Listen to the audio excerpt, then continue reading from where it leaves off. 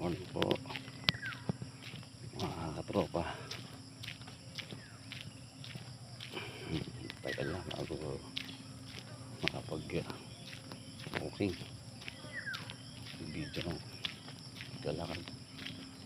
Malaki tayo, high blood pa naman. Alas po kasi yung ulan kaya makapag walking basta basta. Ngayon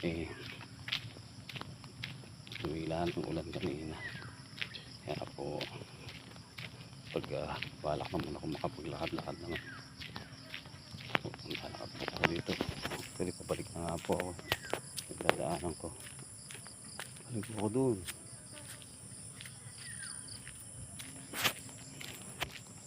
Pahalagyan pong walking ito sa kalusugan natin, lalo na sa mga tulad ko na tigtis na. Hindi na pwedeng baliwalain.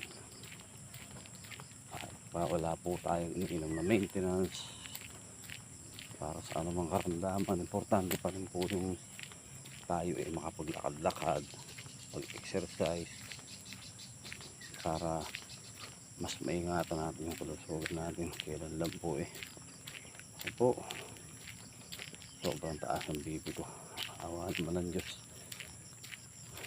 sa tulong ng ibang mga samahan natin sa barangay, tayo natin sa hospital.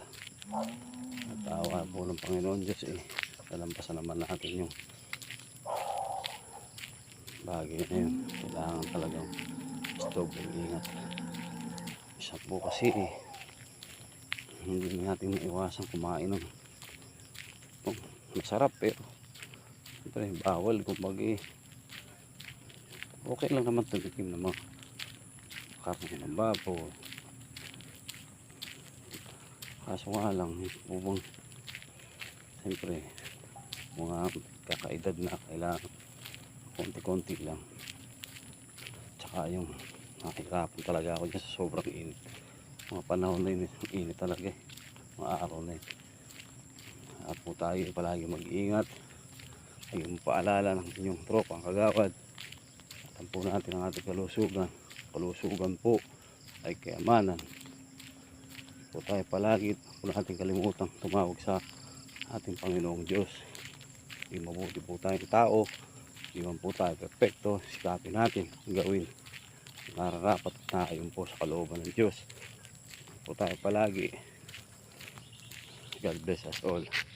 Love you all mga katropa.